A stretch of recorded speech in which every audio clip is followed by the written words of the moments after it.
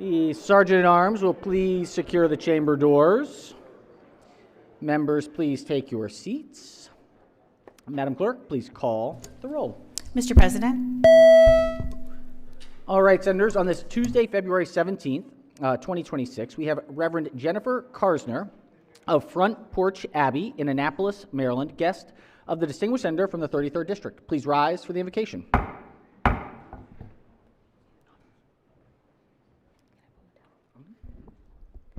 Let us pray.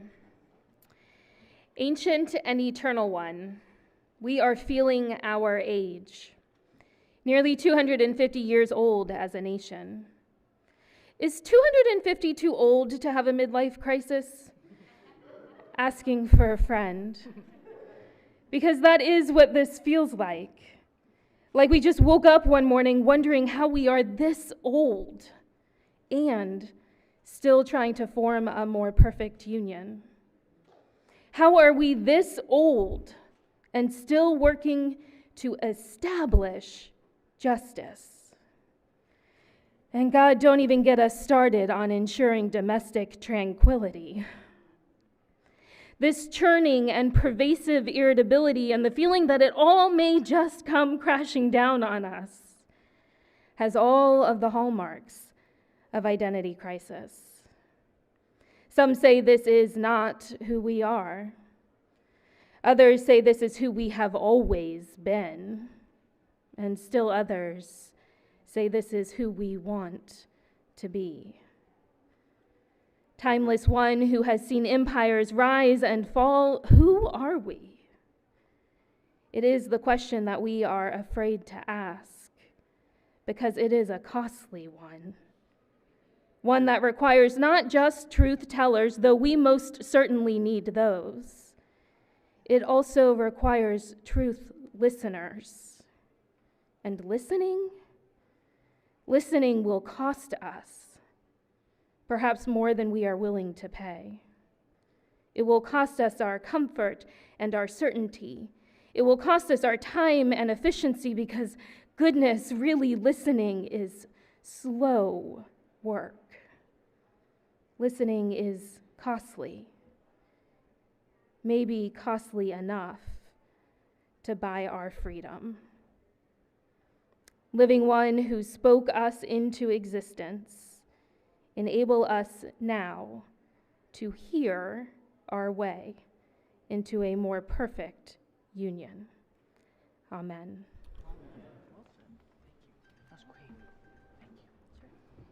Recognizing the senator from the 33rd District.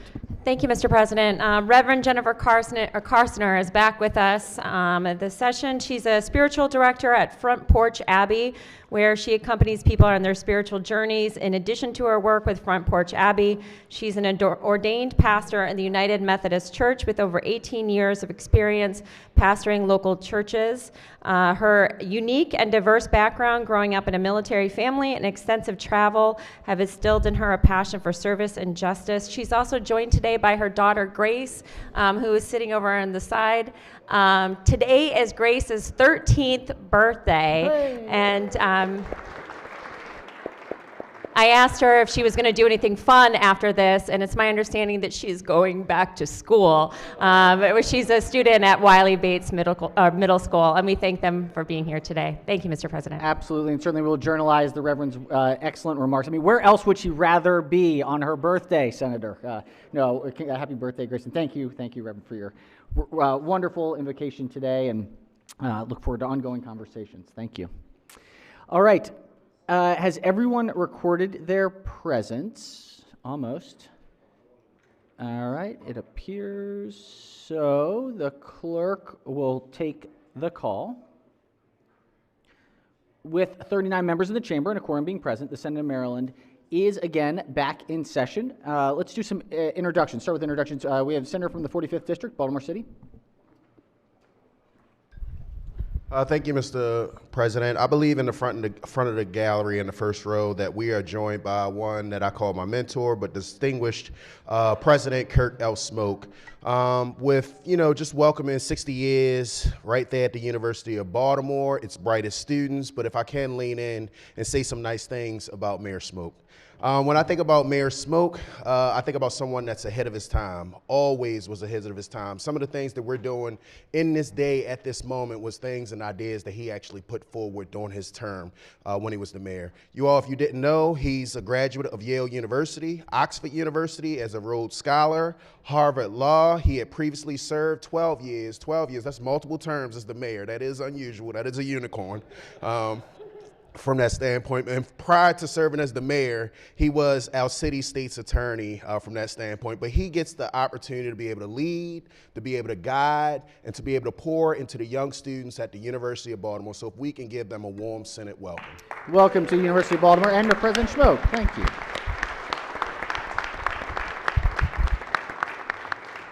Thank you, Senator. Senator, do you have a second introduction?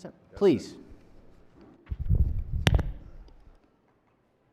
Mr. President, coming around for the second bite at the apple.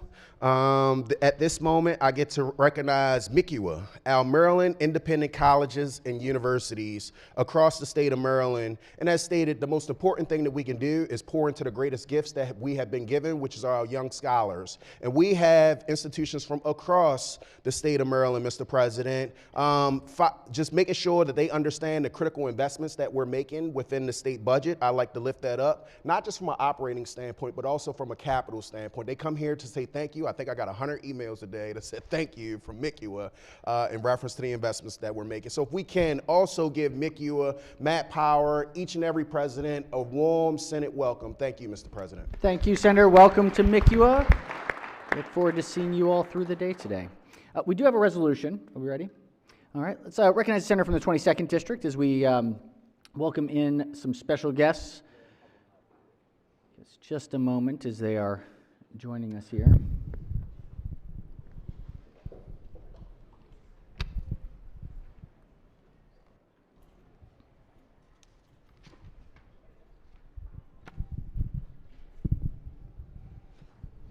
Thank you, Mr. President. Members of the Senate, I rise today to recognize the DeMatha Catholic High School in Hyattsville for winning the 2025 Washington Catholic Athletic Conference, the WCAC Football Championship. DeMatha captured the title with a hard-fought 20-13 victory over, you know who, you guessed it, Gonzaga. Not only did they win this year in 2025, but they're back-to-back champions. They won in 2024 as well. We have here the Zion Smith, the team captain, along with all the seniors on the team today. They're all going to a college right after graduating this year. I also want to congratulate head coach Bill McGregor, who's here with us, Coach Marvin Brown, and others that are here with us today. We are really proud of their outstanding season and for representing Prince George's County and the great state of Maryland with excellence. I hope that we can give the DeMatha Catholic High School a warm Senate welcome. And I ask that we read the resolution in full. Clerk will read the resolution in full. Be it hereby known to all that the Senate of Maryland offers its sincerest congratulations to DeMatha Catholic High School football team in recognition of winning the Washington Catholic Football Championship. We applaud your outstanding season and wish you many more. The entire membership extends its best wishes on this memorable occasion and directs this resolution be presented on the 17th day of February 2026. Clerk will call the roll. Mr. President? Has everyone recorded their vote? If so, the clerk will take the call. To the young gentlemen of DeMatha Catholic High School football team, congratulations. The Senate of Maryland wishes you unanimous support in your Washington Catholic Football Championship. Congratulations. It sounds like they're already doing it. Headed to college next year. Keep on the field and in the classroom. Keep up that excellence. Well done. Thank you all.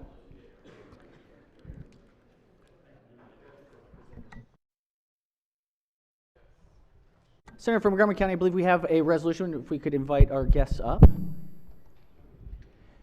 Thank you, Mr. President. Colleagues, it's my privilege to recognize the Greater Bethesda Chamber of Commerce as it marks its 100 years of service. For a century, the Chamber has played a vital role in fostering economic growth, creating networking opportunities, and advocating for a vibrant and resilient local business climate. As I was talking to one of the members prior to the floor, it is a truly special organization that makes it to 100 years and does it well. So it is my honor to welcome Allie Williams, President and CEO of the Chamber, to the floor today, and we have some members up in the gallery. So if we could, please give them a warm Senate congratulations, and would the clerk please read the resolution? Clerk will read the resolution in full. Be it hereby known to all that the Senate of Maryland offers its sincerest congratulations to the Greater Bethesda Chamber of Commerce in recognition of your 100th anniversary of advocating and supporting a better business community. The entire membership extends its best wishes on this memorable occasion and directs this resolution be presented on the 17th day of February 2026. The clerk will call the roll. Mr. President, Has everyone recorded their vote? If so, the clerk will take the call. To the Greater Bethesda Chamber of Commerce, the Senate of Maryland unanimously celebrates your 100th anniversary. Thank you for your great advocacy in the state of Maryland. Thank you.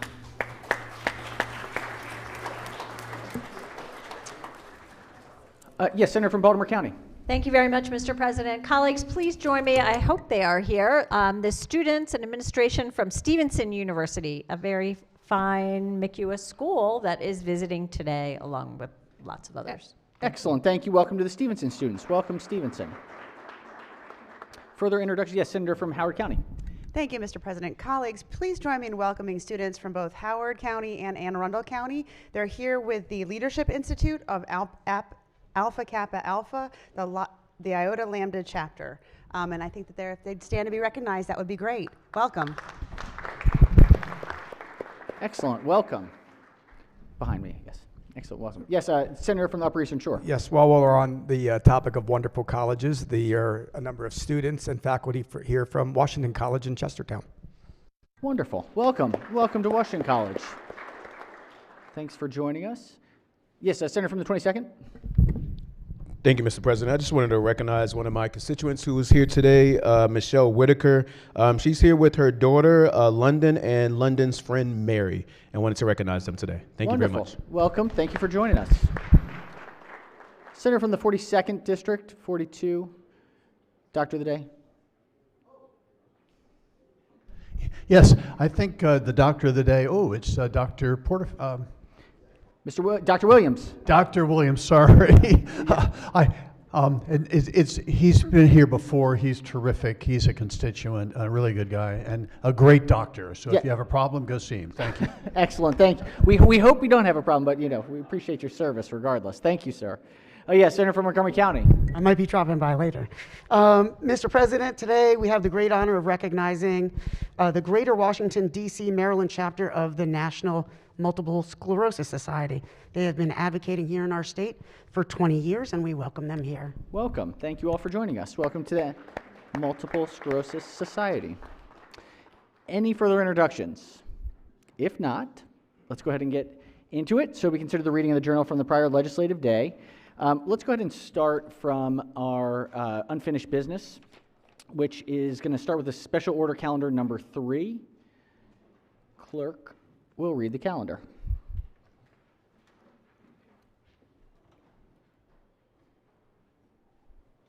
Special Order Executive Nominations Committee Report Number 1. Question is, will the Senate advise and consent to the nominations of the executive? All right, Senators, the question is, will the Senate advise and consent to the nominations of the executive? Recognize the chair of the committee. Thank you, Mr. President. There is one person that wants to make a withdrawal. Go ahead, sir. Recognize the Senator from the 27th. Thank you, Mr. President. I want to separate nominee number 16 from report number 1 for a separate vote. All right, nominee 16 will be removed for a separate vote. Are there any further separations from the calendar? If not, the question is on report number 1, less nominee 16. Any discussion?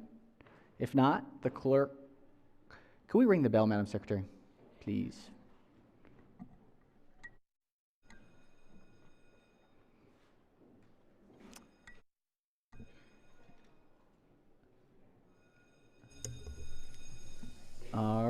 the clerk will call the roll.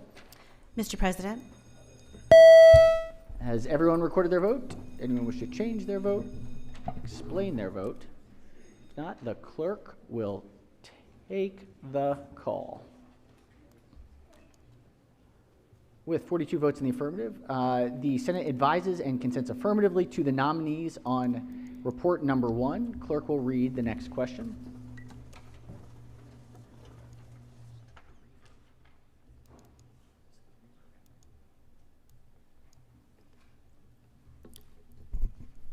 will the Senate advise and consent to the nomination of the executive of nominee number 16? All right, question is on nominee 16. This is an individual that I think all of us know quite well. Any discussion? If not, clerk will call the roll. Mr. President, Has everyone recorded their vote? Anyone wish to change their vote? Explain their vote? If not, the clerk will take the call. With 42 votes in the affirmative, the Senate advises and consents affirmatively to nominee 16, and he can finally stop sweating his approval. We look forward to working with him in this new capacity. All right, let's go ahead and move to, while we have everyone here, let's do the third reading calendar number 8. Clerk will read the bill. Senate Bill 46, Senator Simon Eyre, State Veterans Cemeteries, interment. All right, Senate Bill 46 is on third reading for final passage. Any discussion? Let's ring the bells. Can we ring the bells one more time? Okay. Clerk will call the roll. Mr. President, Has everyone recorded their vote? Anyone wish to change their vote? Explain their vote? If not, the clerk will take the call. 42 votes in the affirmative. Senate Bill 46, having received a constitutional majority, is declared passed. All right, we've got third reading calendar number 9. Clerk will read the first bill. Senate Bill 25, Chair, Budget and Taxation Committee, Income Tax, Cybersecurity Technology, and Service Tax Credit, alterations. Senate Bill 25 is on third reading for final passage. Any discussion? If not, clerk will call the roll. Mr. President, Has everyone recorded their vote? Anyone wish to change their vote? Explain their vote? If not, the clerk will take the call. With 41 votes in the affirmative, Senate Bill 25, having received a constitutional majority, is declared passed. Clerk will read the next bill. Senate Bill 58, Senator Brooks, Property Tax Credit, Retail Service Station Conversions. Senate Bill 58 is on third reading for final passage. Any discussion? If not, clerk will call the roll. Mr. President, Has everyone recorded their vote? Anyone wish to change their vote? Explain their vote? If not, the clerk will take the call. With 42 votes in the affirmative, Senate Bill 58, having received a constitutional majority, is declared passed. Clerk will read the next bill. Senate Bill 163, Senator West, Income Tax, Addition Modification for Federal Tax Exempt Income, alterations. Senate Bill 163 is on third reading for final passage. Any discussion? If not, clerk will call the roll. Mr. President, Has everyone recorded their vote? Anyone wish to change their vote? Explain their vote? If not, the clerk will take the call. With 42 votes in the affirmative, Senate Bill 163, having received a constitutional majority, is declared passed. Clerk will read the next bill. Senate Bill 170, Senator Lewis Young, Task Force on Education Funding and Student Population Growth. Senate Bill 170 is on third reading for final passage. Any discussion? If not, clerk will call the roll. Mr. President, Has everyone recorded their vote? Anyone wish to change their vote? Explain their vote? If not, the clerk will take the call. With 42 votes in the affirmative, Senate Bill 170, having received a constitutional majority, is declared passed. Clerk will read the next bill. Senate Bill 188, Chair, Budget and Taxation Committee, Maryland Transportation Authority, Revenue Bond Limit Increase. Senate Bill 188 is on third reading for final passage. Any discussion? If not, the clerk will call the roll. Mr. President, Has everyone recorded their vote? Anyone wish to change their vote? Explain their vote? If not, the clerk will take the call. With 36 votes in the affirmative, Senate Bill 188, having received a constitutional majority, is declared passed. Clerk will read the next bill. Senate Bill 247, Senator Bidel, Biotechnology Investment Incentive Tax Credit Conversion to Grant Program. Senate Bill 247 is on third reading for final passage. Any discussion? If not, clerk will call the roll. Mr. President, Has everyone recorded their vote? Anyone wish to change their vote? Explain their vote. If not, the clerk will take the call. With 42 votes in the affirmative, Senate Bill 247 have received a constitutional majority. Is declared passed. Clerk will read the next bill. Senate Bill 356, Senator Waldstreicher, Income Tax Credit, Parent of a Stillborn Child. Senate Bill 356 is on third reading for final passage. Any discussion? If not, clerk will call the roll. Mr. President, Has everyone recorded their vote? Anyone wish to change their vote? Explain their vote. If not, the clerk will take the call. With 40 votes in the affirmative, Senate Bill 356, having received a constitutional majority, is declared passed. Clerk will read the next bill. Senate Bill 379, Senator Gazone, Recovery Residence Grant Program funding. Senate Bill 379 is on third reading for final passage. Any discussion?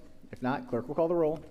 Mr. President, Has everyone recorded their vote? Anyone wish to change their vote? Explain their vote. If not, the clerk will take the call. With 41 votes in the affirmative, Senate Bill 379, having received a constitutional majority, is declared passed. All right, Senators, I think that does it.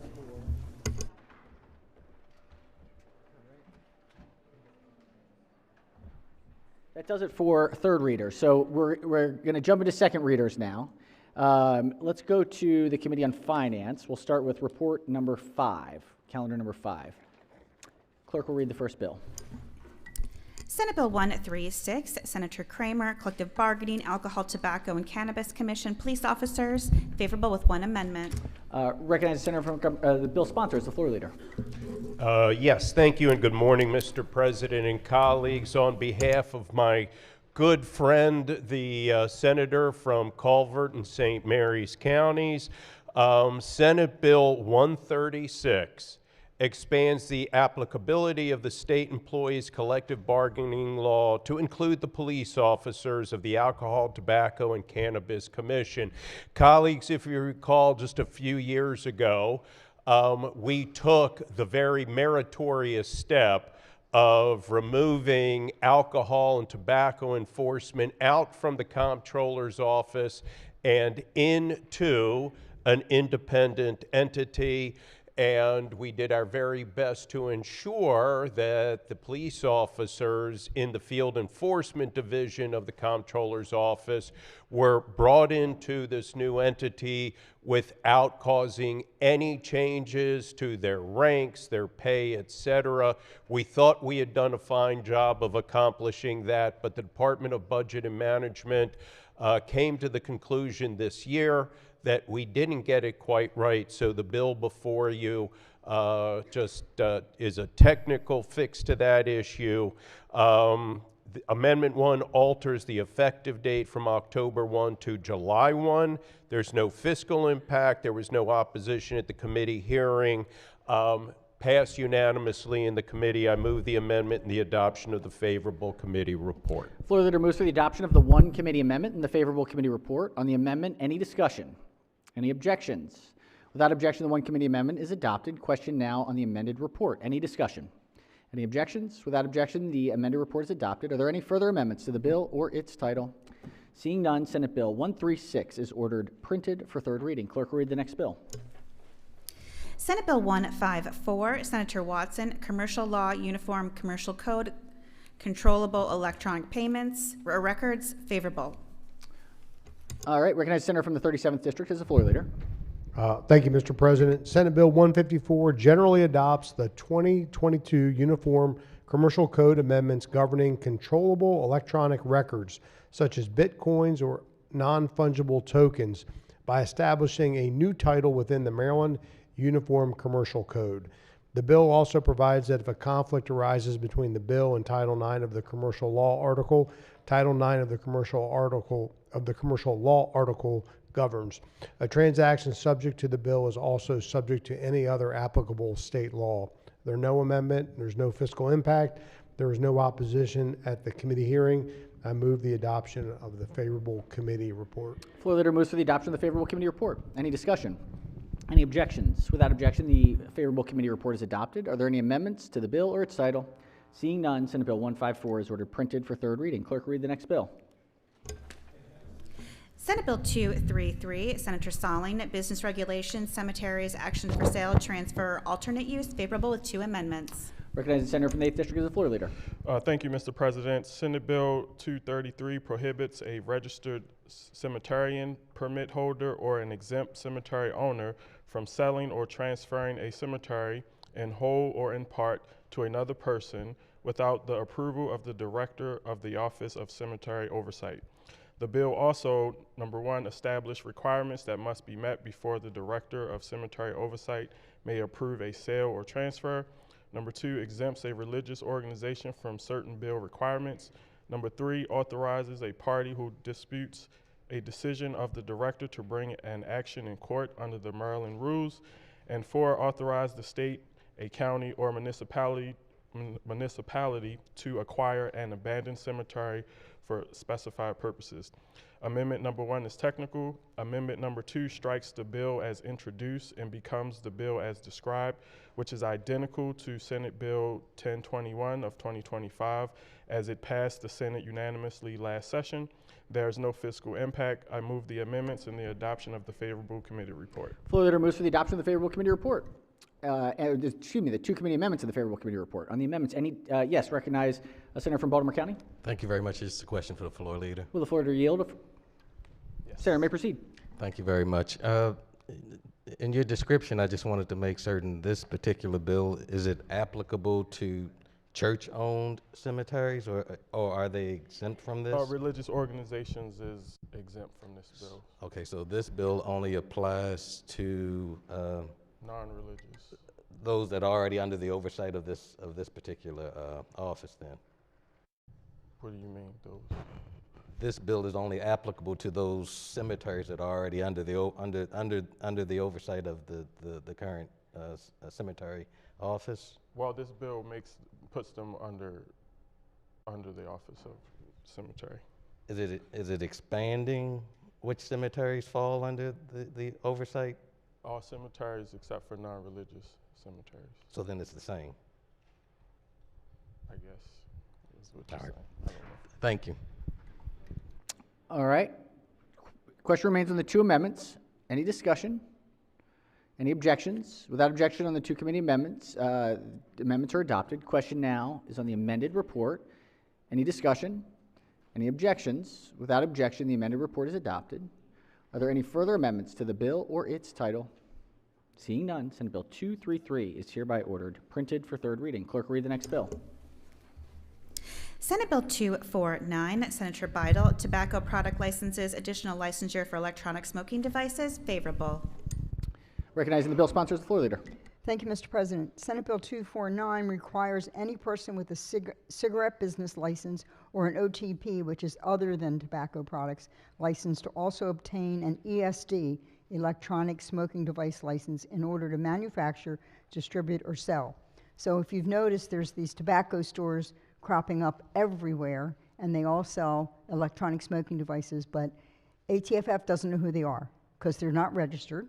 And so this requires that all stores selling vape or ESDs will be required to register so the enforcement can be improved on those businesses. So there's no amendments, no fiscal impact, no opposition at the committee hearing. I move the adoption of the favorable committee report. Floor leader moves to the adoption of the favorable committee report. Any discussion? Any objections? Without objection, the favorable committee report is adopted. Are there any amendments to the bill or its title? Seeing none, Senate Bill 249 is hereby ordered printed for third reading. Clerk, read the next bill. Senate Bill 253, Senator Hedelman, Baltimore County Public Library, Collective Bargaining, Supervisory Employees, favorable. Senate Bill 253, recognize the senator from the 8th District as the floor leader. Thank you, Mr. President. Senate Bill 253 expands collective bargaining rights to the supervisory employees of the Baltimore County Public Library. To that end, the bill authorizes 2 collective bargaining units at the Baltimore County Public Library, one for supervisory employees and one for non-supervisory employees. There are no amendments, there is no fiscal impact, there was no opposition at the committee hearing, and there is a letter of support from the Baltimore County delegation. I move the adoption of the favorable committee report. Floor leader moves for the adoption of the favorable committee report. Any discussion? Any objections? Without objection, the favorable committee report is adopted. Are there any amendments to the bill or its title? Seeing none, Senate Bill 253 is hereby ordered printed for third reading. Clerk will read the next bill. Senate Bill 261, Senator Bidel, Maryland Money Transmission Act, definition of money transmitter, alteration, favorable. Recognizing the bill sponsor is the floor leader. Thank you, Mr. President. Senate Bill 261 excludes payroll processors from the definition of money transmitter and from the requirement to get a money transmitter's license under the Maryland Money Transmission Act if the payroll processor meets certain criteria. I move the adoption of the favorable committee report. There are no amendments and there was no opposition. Thank you. All right, floor leader moves for the adoption of the favorable committee report. Any discussion? Any objections? Without objection, the favorable committee report is adopted. Are there any amendments to the bill or its title? Seeing none, Senate Bill 261 is hereby ordered printed for third reading. Let's stick with Finance 2, report number 6. Clerk will read the first bill. Senate Bill 272, Senator Guile, health insurance, scalp cooling systems, required coverage, favorable. Recognizing the senator from the 33rd as the floor leader. Thank you, Mr. President. Senate Bill 272 requires certain insurers, nonprofit health service plans, and health maintenance organizations that provide coverage for chemotherapy to treat cancer to provide coverage for scalp cooling systems used for the preservation of hair in connection with the chemotherapy treatment. The bill takes effect January 1st, 2027, and applies to all policies, contracts, and health benefit plans issued, delivered, or renewed in the state on or after that date. There are no amendments. I move the adoption of the favorable committee report. Floor leader moves for the adoption of the favorable committee report. Any discussion? Any objections? Without objection, the favorable committee report is adopted. Are there any amendments to the bill or its title? Seeing none, Senate Bill 272 is hereby ordered printed for third reading. Clerk, read the next bill. Senate Bill 276, Senator Bidel, Maryland Medical Assistance Program and health insurance coverage for orthoses and prosthesis, favorable with one amendment. Recognizing Chair of the committee is the floor leader. Thank you, Mr. President. So this bill is known as So Everybody Can Move Act. Senate Bill 276 alters the current mandated benefit for coverage of orthopedic braces to be coverage for orthosis and replacement of orthosis and clarifies mandated coverage for prosthesis. Beginning January 1, 2027, Medicaid must provide coverage for orthosis as specified. Each insurer, nonprofit health insurance service plan, and health maintenance organization and Medicaid managed care organizations must submit a compliance report by June 30, 2032. The bill takes effect January 1, 2027, and applies to all policies, contracts, and health benefit plans issued, delivered, or renewed in the state on or after that date. There is one amendment. The amendment alters the definition of orthosis from a device used to treat a neuromuscular or musculoskeletal disorder or acquired condition to be a device used to treat a neuromuscular, musculoskeletal, acquired, or congenital condition. I move the adoption of the amendment and the favorable committee report. Floor leader moves for the adoption of the one committee amendment and the favorable committee report. On the amendment, any discussion? Any objections? Without objection, the one committee amendment is adopted. Question now on the amended report. Any discussion? Any objections? Without objection, the amended report is adopted. Are there any further amendments to the bill or its title? Seeing none, Senate Bill 276 is hereby ordered printed for third reading. Clerk will read the next bill. Senate Bill 286, Senator McCray, Public Safety Elevator Inspection Certificates Searchable Database, favorable. Recognize the senator from the 22nd as the floor leader. Thank you, Mr. President. This bill requires the Commissioner of Labor and Industry within the Maryland Department of Labor to post a user-friendly searchable database of active elevator inspection certificates on Maryland's labor website that allows users to search for active certificates by street, address, city, and county. There are no amendments. I move the adoption of the favorable committee report. Floor leader moves for the adoption of the favorable committee report. Any discussion? Any objections? Without objection, the favorable committee report is adopted. Are there any amendments to the bill or its title? Seeing none, Senate Bill 286 is hereby ordered printed for third reading. Let's go to Finance Report number 7. Clerk will read the first bill. Senate Bill 37, Senator Simonaire, Maryland Service Animal Programs Participant Disqualification Revisions, favorable with 2 amendments. Recognized senator from the 33rd is the floor leader. Thank you, Mr. President. Senate Bill 37 defines the term direct threat for the purposes of disqualifying an individual from participating in the Maryland Veterans Service Animal Program, the Maryland Children's Service Animal Program, and as amended, the Maryland Disability Service Animal Program. Specifically, the bill incorporates by reference the definition of direct threat under the Federal Americans with Disabilities Act, where the term means a significant risk to the health or safety of others that cannot be eliminated by reasonable accommodation. The bill aligns the circumstances under which a nonprofit training program may disqualify a program participant. Amendment 1 is technical. Amendment 2 applies the bill's changes to the Maryland Disability Service Animal Program as described. There is no fiscal impact. There was no opposition at the committee hearing, and I move the amendments and the adoption of the favorable committee report. Floor leader moves to the adoption of the 2 committee amendments and the favorable committee report. On the amendments, any discussion? Any objections? Without objection, the 2 committee amendments are adopted. Question now on the amended report. Any discussion? Any objections? Without objection, the amended report is adopted. Are there any further amendments to the bill or its title? Seeing none, Senate Bill 37 is hereby ordered printed for 3rd reading. Clerk will read the next bill. Senate Bill 119, Chair Education, Energy, and the Environment Committee, State Board of Environmental Health Specialist, Sunset Extension, favorable.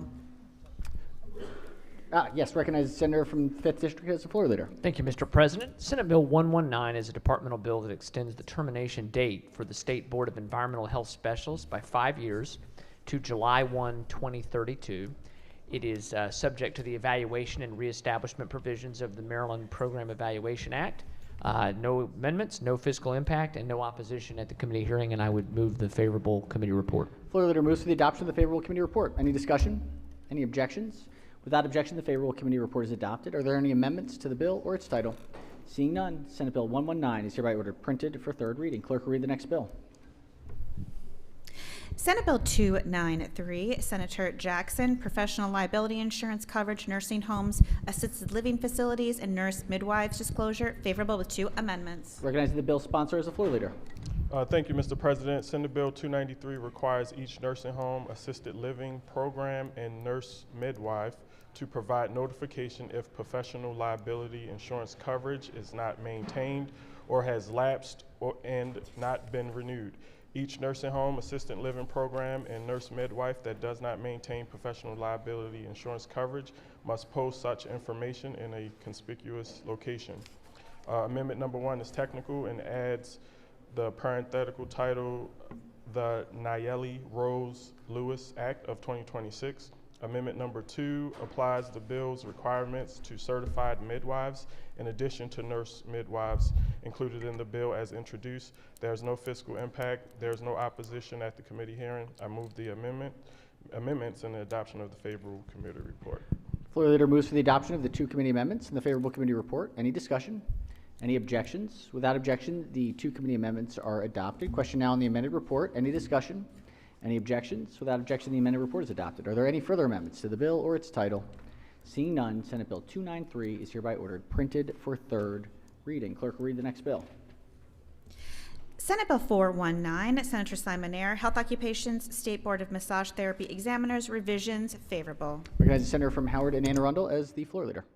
Senate Bill 419 authorizes an individual registered as a massage therapy practitioner with the State Board of Massage Therapy Examiners to continue to practice under their registration beyond October 31st, 2026. The bill also alters the educational requirements for applicants for a license to practice massage therapy who graduate from an out-of-state program. It clarifies which entities may accredit a massage therapy curriculum, repeals the requirement that the board follow hearing provisions to impose a penalty for failure to notify the board of a change in name or address, and it also alters reinstatement provisions and requires licensees and registered practitioners on inactive status to submit a criminal history records check for reinstatement.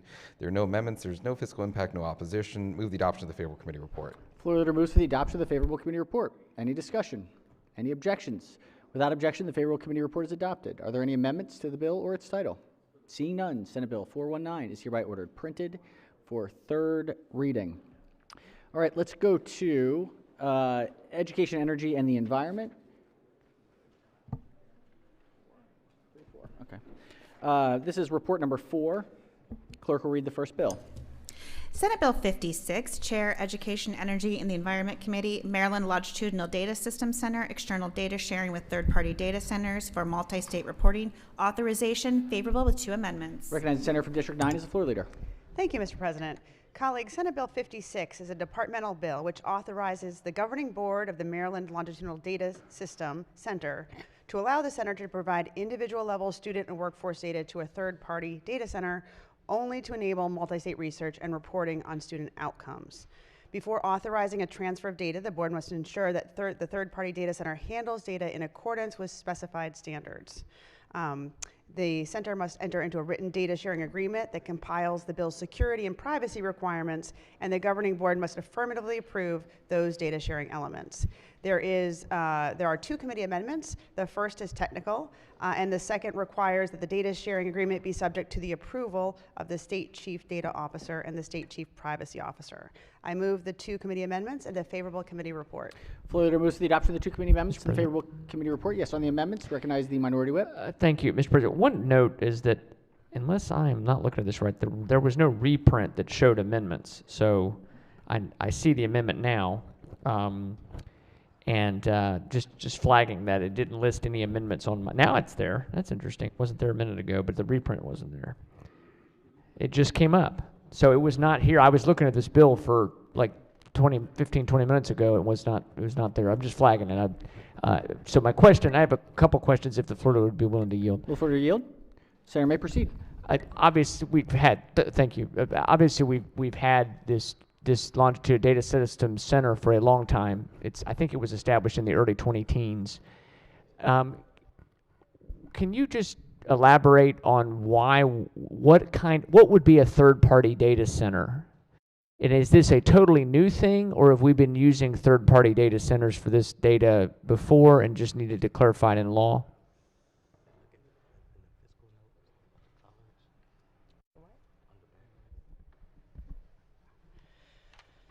I can't name one just quite yet, but in general, the states share the data of the students for purposes of improving student outcomes. So like if you're going to compare like how Maryland's doing with how Virginia's doing, they have to share the data in some way.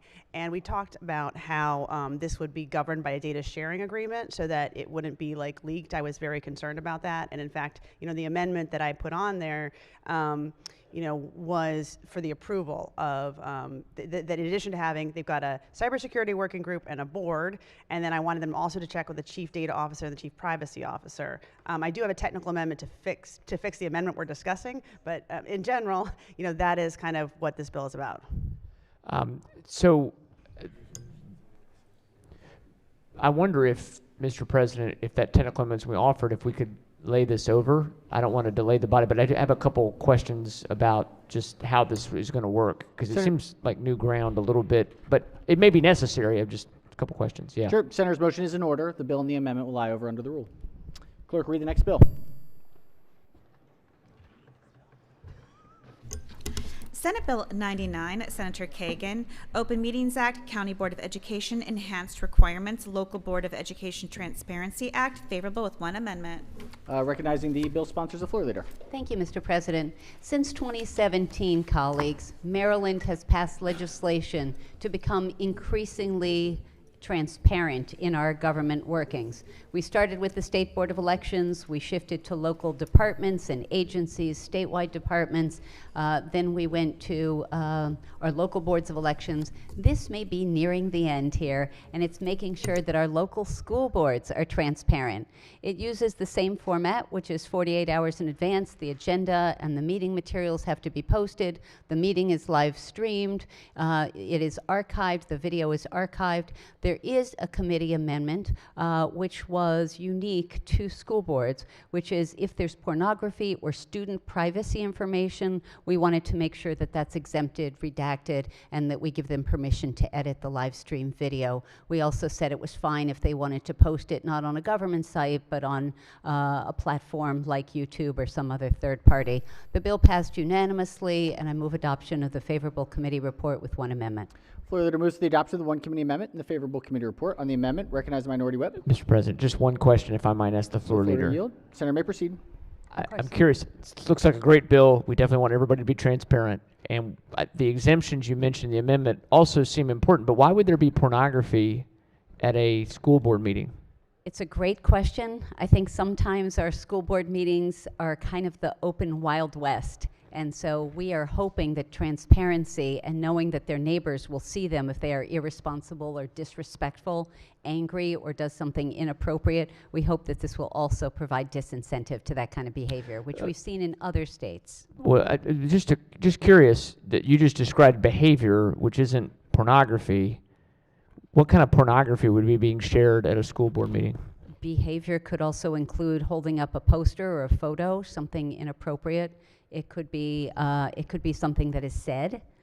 So we were working with the Maryland Association of Boards of Education, the Public School Superintendents Association of Maryland, and they asked for that amendment. We thought it was reasonable, just kind of making sure that our students are protected and their privacy is protected. I would agree generally. I guess I would be curious. Sometimes the pornography that's displayed is things that have been utilized in instruction.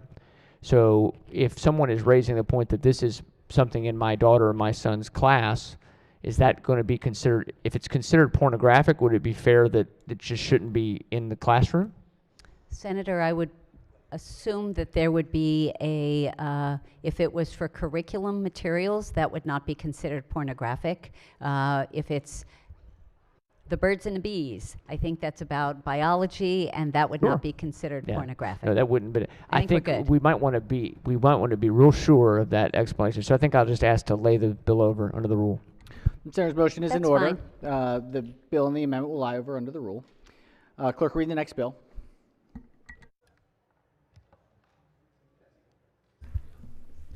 Senate Bill 203, Chair, Education, Energy, and the Environment Committee, Environment-Led Paint Abatement Services, Performance Bond, and Liability Insurance, favorable. Recognizing Chair of the Committee is the floor. Thank you, Mr. President. Senate Bill 203 is a departmental bill from the Maryland Department of the Environment. It closes a gap in the regulatory framework for lead abatement services. Specifically, the bill authorizes the Department of Environment to adopt regulations requiring any person accredited to provide lead abatement services to be covered by a reasonable performance bond or reasonable liability insurance, which is not currently required. There were no opposition at the bill hearing. The bill passed the committee unanimously, no amendments. Mr. President, I move adoption of the favorable committee report. Floor leader moves for the adoption of the favorable committee report. Any discussion? Any objections? Without objection, the favorable committee report is adopted. Are there any amendments to the bill or its title? Seeing none, Senate Bill 203 is hereby ordered printed for third reading. Clerk, read the next bill. Senate Bill 204, Senator Kagan, Public Schools Maryland Civic Excellence Program established, favorable with 2 amendments. Recognizing the bill sponsor is the floor leader. Thank you, Mr. President. Colleagues, we have passed this twice already, unanimously. We're bringing it back. We are working closely with the House, and this would just increase the awareness, the engagement, the volunteerism, and create an optional program for students and in our school districts. I want to give a shout out to the good senator from District 5 for his partnership in all these years. There are 2 amendments. The first adds 21 more co-sponsors. The second one allows the superintendent of the Maryland State Department of Education to create a framework that then the 24 local jurisdictions can use if they choose to participate in this program. Move the adoption of the favorable committee report and the 2 committee amendments. Floor leader moves for the adoption of the 2 committee amendments and the favorable committee report. Any discussion? Any objections? Without objection, the 2 committee amendments are adopted. Question now is on the amended report. Any discussion? Any objections? Without objection, the amended report is adopted. Are there any further amendments to the bill or its title? Seeing none, Senate Bill 204 is hereby ordered printed for third reading. We'll go to judicial proceedings. Let's go to report number 1. Clerk will read the first bill. Senate Bill 74, Chair, Judicial Proceedings Committee, Public Safety, Police Employees and Deputy State Fire Marshals, repeal of pay rate restriction on promotion, favorable. Recognize the senator from the 34th District as the floor leader. Oh, thank you, Mr. President. SB 74 ensures that police and state fire marshal employees are paid the salary specified for their new rank upon their promotion. It's that simple. There are no committee amendments. There is no opposition. The committee voted unanimously. I move the adoption of the favorable committee report. Floor leader moves for the adoption of the favorable committee report. Any discussion? Any objections? Without objection, the favorable committee report is adopted. Are there any amendments to the bill or its title? Seeing none, Senate Bill 74 is ordered printed for third reading. Clerk will read the next bill. Senate Bill 82, Senator Watson, criminal law, counterfeiting, and possession of counterfeit lease penalty, favorable with 2 amendments. Recognize the senator from Prince George's as the floor leader. Thank you, Mr. President.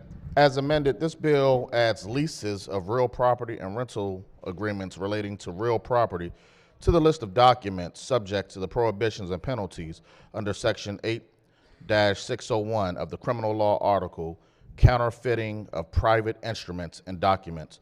There were 2 amendments. The first amendment was technical. The second amendment clarifies application of this bill to leases of real property and rental agreements relating to real property. I'd like to move the adoption of the amendments and then for the adoption of a favorable committee report. Thank you, sir. Floor leader moves for the adoption of the 2 committee amendments and the favorable committee report. On the amendments, any discussion? Any objections? Without objection, the 2 committee amendments are adopted. Question now is on the amended report. Any discussion? Any objections? Without objection, the amended report is adopted. Are there any further amendments to the bill or its title?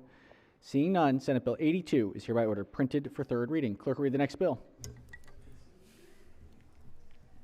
Senate Bill 221, Senator James, criminal law, child pornography, prohibitions, and penalties, favorable.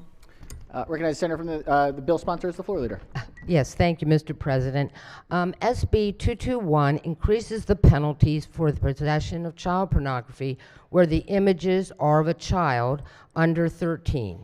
It increases the penalties for a large number of images such as these, over 100, and it clarifies how to calculate the images in videos, which are ever more popular. There were no committee amendments. The bill received unanimous support. I move the adoption of the favorable committee report. Floor leader moves for the adoption of the favorable committee report. Any discussion? Any objections? Without objection, the favorable committee report is adopted. Are there any further amendments to the bill or its title? Seeing none, Senate Bill 221 is hereby ordered printed for third reading. Clerk will read the next bill. Senate Bill 314, Senator Waldstreicher, courts immunity from liability, donations of pet supplies, favorable. Recognizing chair of the committee is the floor leader. Thank you, Mr. President. This bill is used to address the shortage of food that's donated to our shelters throughout the state. And what it does is it limits liability for people that donate food in good faith to these shelters. It's an incentive, it's aimed to incentivize them to do that. And also, the bill authorizes the Maryland Department of Agriculture to promulgate regulations to inspect food that's been donated. There are no committee amendments. The vote was 11-0, passed unanimously. I move for the adoption of the favorable committee report. Floor leader moves to the adoption of the favorable committee report. Any discussion? Any objections? Without objection, the favorable committee report is adopted. Are there any amendments to the bill or its title? Seeing none, Senate Bill 314 is hereby ordered printed for third reading. Let's go to report number 4. Clerk will read the first bill. Senate Bill 87, Chair, Judicial Proceedings Committee, Motor Vehicle Administration, Identification Cards, Licenses, and Permits, repeal of color photograph requirement, favorable. Recognizing the senator from Montgomery County is the floor leader. Thank you, Mr. President. Colleagues, this bill removes a requirement that the photograph included on a identification card, driver's license, or moped operator's permit issued by the MVA be in color.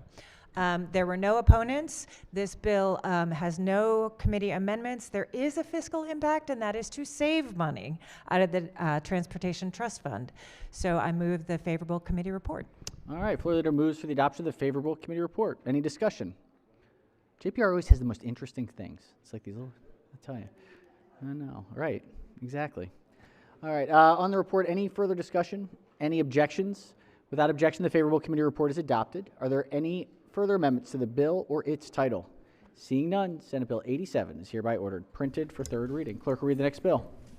Senate Bill 125, Chair, Judicial Proceedings Committee, Vehicle Laws, Transport of Used Vehicles, Repeal of Notarized Bill of Sale Requirement, favorable. Yes, recognize Senator from the 42nd District as the floor leader. Thank you, Mr. President. Another interesting JPR bill. This departmental bill repeals the requirement that a notarized bill of sale be submitted to the Motor Vehicle Administration upon the transfer of certain used motor vehicles. There was no opposition to the bill. There are no committee amendments. The vote of the committee was unanimous. I hereby move the adoption of the favorable committee report.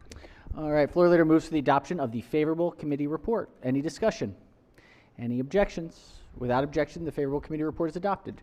Are there any further amendments to the bill or its title? Seeing none, Senate Bill 125 is hereby ordered printed for third reading. I'm sorry, I just kept thinking about my predecessor taking away a notary requirement, how he would have had lots of thoughts about that. Yes, so it is what it is. We're in an era of electronic filing. That's right, that's and right. we don't need these notarized documents. Oh, well, you're just spinning in the grave right now. All right, now, clerk, read the next bill. Senate Bill 145, Senator West, Motor Vehicles and Marine Vessels Transfer on Death Designations, favorable. Recognize the senator from the 42nd as the floor leader. Thank you again, Mr. President. This bill authorizes an individual or individuals who own or co-own a vessel to designate a beneficiary to take ownership of the vessel on the death of the sole owner or the last surviving co-owner outside of a state administration, adding to existing law that already allows the same for a motor vehicle.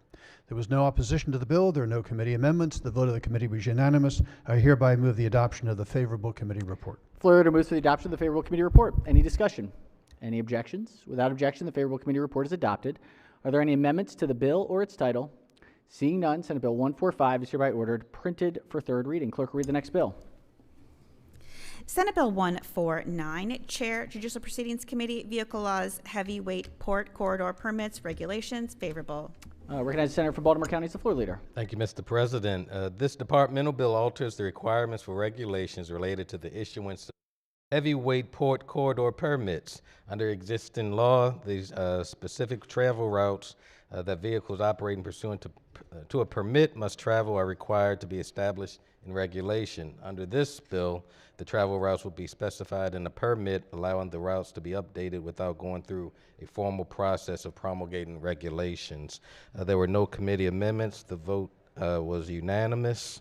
Mr. President, I move the adoption of the favorable committee report. All right, floor leader moves for the adoption of the favorable committee report. Any discussion? Yes, recognize the senator from District 6. Thank you, Mr. President. Can I just have a question for the leaders? Senator may proceed. Thank you. Is this, because we've had some workings that we've done with transportation with the Port of Baltimore and Trade Point, and I just want to make sure this doesn't make it any more difficult for those that are doing heavy corridor in that area, or it's just process. It should make it easier, because right now you have to go through this whole promulgation of regulations process. This takes that out, so you're not going through that whole 90-day wait. So this is an easier process for everyone. Thank you, Mr. President. I just want to thank you. Ready? Thank you. Thank you, Senator. All right, on the report, any further discussion? Any objections? Without objection, the favorable committee report is adopted. Are there any amendments to the bill or its title? Seeing none, Senate Bill 149 is hereby ordered printed for third reading. Clerk will read the next bill. Senate Bill 252, Senator West, Maryland Legal Services Corporation Board of Directors, membership, favorable. Recognize the bill sponsor as the floor leader. Thank you, Mr. President. This bill increases the number of members of the Board of Directors of the Maryland Legal Services Corporation and makes related changes. Specifically, the board increases from 9 to 12 the number of voting members of the board. There was no opposition to the bill. There are no committee amendments. I hereby move the adoption of the favorable committee report. Floor leader moves for the adoption of the favorable committee report. Any discussion? Any objections? Without objection, the favorable committee report is adopted. Are there any amendments to the bill or its title? Seeing none, Senate Bill 252 is hereby ordered printed for third reading. All right, let's go to Special Order Calendar number 4. This is a second reader out of Budget and Tax. Clerk will read the bill. Senate Bill 287, Senator McCray, Economic Development, Tax Increment Financing, Non-Contiguous Areas. Question is on the adoption of the favorable report. Recognizing the bill sponsor is the floor leader. Thank you, Mr. President. First, let me start by saying I love this body. I love the Senate. I think that one of the things that I love about it is the collegiality, just making sure that we can all receive our blessings. But Senate Bill 287. Senate Bill 287 authorizes the governing body of a county or municipality, including Baltimore City, to designate by resolution a non-contiguous blighted area within its jurisdiction as a development district under the Tax Increment Financing Act. There are no amendments, Mr. President. Move adoption of the favorable committee report. Well, the Senate sends its love right back, Senator. Yep. You know, that's right. All right. Question is on the floor leader moves to the adoption of the favorable committee report. Any discussion? Any objections? Without objection, the favorable committee report is adopted. Are there any amendments to the bill or its title? Seeing none, Senate Bill 287 is hereby ordered printed for third reading. All right, that does it. Desk is fully and completely clear. So I got through a bunch today. That means Thursday is going to be a long third reader day. We'll see what happens with committees for the second readers that come up. Let's do committee reports first. Chair of Finance. Thank you, Mr. President. I really think we need to start at 1 o'clock. We have 149 witnesses and 12 bills, so bring your lunch. That's all I can say. Thank you. 1 o'clock is finance. Busy day, busy day. Yes, Chair of Education, Energy, and the Environment. Thank you, Mr. President. We will have bill hearings at 1 p.m., 10 bill hearings, 123 witnesses. Ooh. Time permitting, we will try to fit in a voting session immediately after the bill hearings, but we shall see. Busy so day. be succinct when you come to the committee, in both the Finance and Triple E committees today. There we go. All right, yes, Budget and Tax. I guess we're slackers. 1:15, we've got full committee budget hearings and then voting afterwards. Excellent. Judicial Proceedings. Thank you very much, Mr. President. The Judicial Proceedings Committee will meet today at 1:15 for bill hearings. We have 11 bills on the docket. 1:15, excellent. Up, back to Budget and Tax. So it turns out we're not slacking all that much. All right. So after the voting, we will also have capital budget. Capital after. Excellent, very good. All right, Senator from the 29th. Thank you, Mr. President. I rise for a point of personal preference. Can we just see if there are any other announcements, and then we'll do that right after, if we don't mind, Senator? Any other announcements, timeline, calendar? No? Standing committees, select committees? Yes, Senator from Montgomery County. Yes, thank you. Montgomery County Senate colleagues, time permitting on Thursday, we've got a couple of bills that have come over from the House. One that they are indicating our Board of Education is very anxious to get us moving. So if we can manage to squeeze it in on Thursday immediately following session, we'll get together for some brief voting. Thank you. Excellent. Thank you, Senator. Any other caucuses or delegations? If not, the Senator from the 37th, followed by the Senator from the 29th. Oh, I'm sorry, the Senator from the 25th. Senator from the 37th. Yeah, thank you, Mr. President. I'd like to make a point of personal privilege. Senator may proceed. Thank you, Mr. President. And it's just something I wanted to share with the colleagues in the body today because it's becoming, every day this becomes a bigger and bigger issue. On January 30th, the Eastern Shore delegation sent a letter to Governor Moore requesting his help in seeking federal disaster relief. Our commercial fishery has been devastated this winter. It started in Thanksgiving. They had no market. People out of state, there wasn't a demand for oysters, and weren't able to sell oysters. These are individuals who were working 5 days a week typically. The market was affected last year, and something that the state or the advertising folks should have been aware of. However, what was trending rock bottom this year, and it has been devastating, absolutely devastating. There are, if you look at I don't have the numbers handy for those individuals with those oyster licenses, they've been out of work. They've basically been out of work since November. Then comes the weather. Next comes the largest raw sewage spill in the nation's history. Meanwhile, nothing's happening. nothing's happening. Since January 30th, our delegation hasn't so much as received a phone call back. All that we have heard is that we're working on it, it's complicated. It's very, very frustrating, and it needs to be shared because I hear it every day. I'm going to be home tonight, and I'll see 3 or 4 people that are broke, that can work, that are capable. Their lives, their livelihood has just been destroyed. There's no key bridge for commercial oystering, but the key bridge for commercial oystering literally fell down. I mean, it has been a complete disaster. I've given personally the Department of Natural Resources the catch numbers. They have the information. To get disaster relief, you need 2 years of information. We've got 50 years. DNR collects more information about oysters than you can imagine. They know exactly where that oyster is taken out of the Chesapeake Bay. There's no excuse. There's no reason why there hasn't been some action or some explanation for what can be done to assist. And we've sent this letter. We haven't received any response. It cannot go silenced. I've had constituents beg me to call President Trump. They've begged me to call the governor. They've begged, they're desperate right now. And at some point, somebody needs to come public and ask for an answer. Either the governor's office is going to move on this or they're not going to move on it. But this body needs to understand there is an economic crisis right now, and it's not just the Eastern Shore. This is an industry that's it's Maryland-wide, and it is you can't see it. We don't have a bridge to fall down to show, but the devastation is affecting people right now every day. And I just felt obligated to take this opportunity on behalf of my constituents who have been begging me now every day to say something, to do something, to get this on the record, to make sure that everybody is aware that there is a crisis going on right now in this state, in that industry.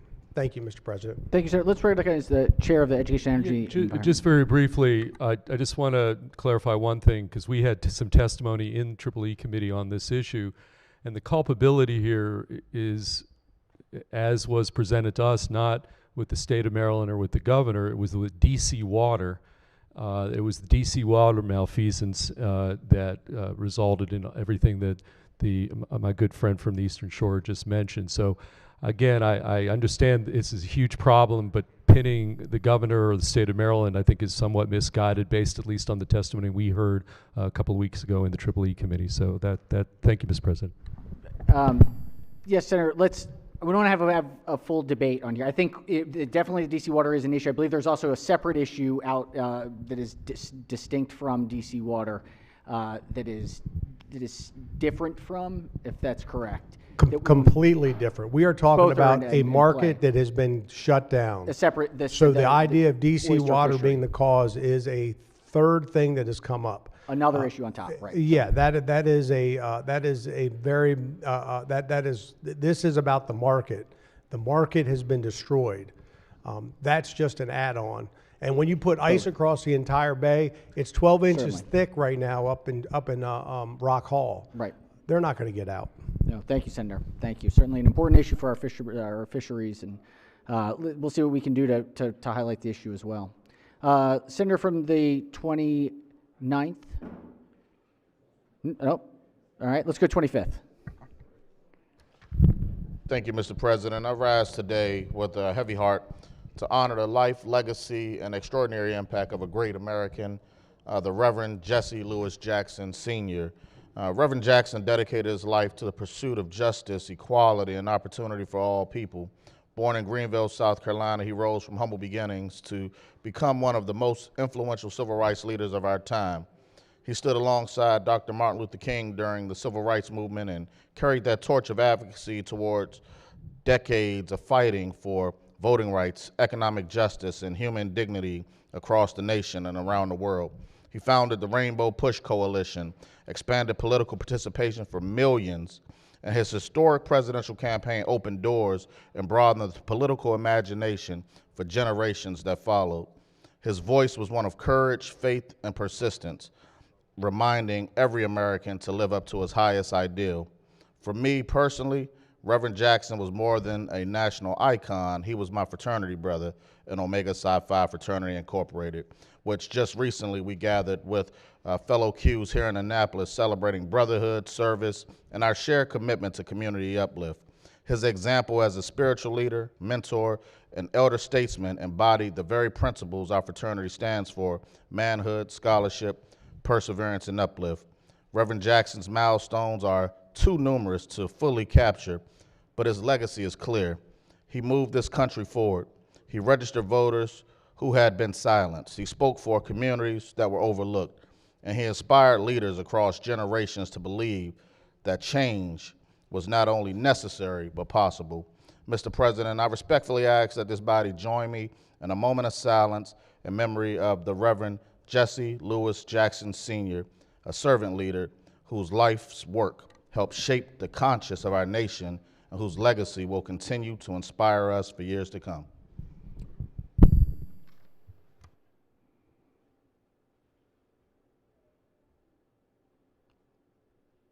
Thank you. Thank you, Senator. Thank you for that reflection. Yes, Senator from the President Pro Tem. Yeah, thank you. Thank you, Mr. President. In keeping with these very fine words of the senator from the 25th Legislative District, I ask that those words be journalized. Thank you. Absolutely. Without objection, we will journalize. Thank you, and thank the senator for sharing that perspective, and certainly was truly a great man. Influential in many, many, many ways. All right, Senator from the 29th. Thank you, Mr. President. So, colleagues, I was going to tell you about a very tragic incident that happened here in Maryland in District 36 this weekend. Many of you all saw it was Valentine's Day, and a friend of mine, his name is Chip Heaps. He had his family over. Any of you in the conservation world probably knew Chip. He worked for the Department for Ducks Unlimited since the early 1990s, and he had been a tireless advocate for conservation, and he was actually a senior vice president for them. He ran the East Coast. Anyway, sitting there Saturday evening, he had his family over, and they lived in Chestertown, and there was a gas explosion. Chip and his dog were in another room where the source of the explosion was, and unfortunately, Chip was killed instantly. His family, on the other hand, his wife, his daughter, his grandchildren, they all made it out of the house. They've relocated temporarily to Richmond, but it was a big tragedy, and I just ask that we adjourn in Chip's memory today. Thank you, Senator. If there are no objections, we have it to the Majority Leader. Thank you. All right. I think that does it. Anything else for the good of the order? Anything else for the good of the order? If not, let's do a quorum call before we adjourn. Mr. President. Has everyone recorded their presence? If so, the clerk will take the call. With 39 members in the chamber and a quorum being present, the Senate of Maryland remains in session, recognizing the Majority Leader. Thank you, Mr. President. I move the Senate of Maryland stand adjourned until Wednesday, February 18th at 10 a.m., adjourning today in honor of Chip Heaps from Chestertown. Without objection, so ordered. Have a wonderful day, everyone.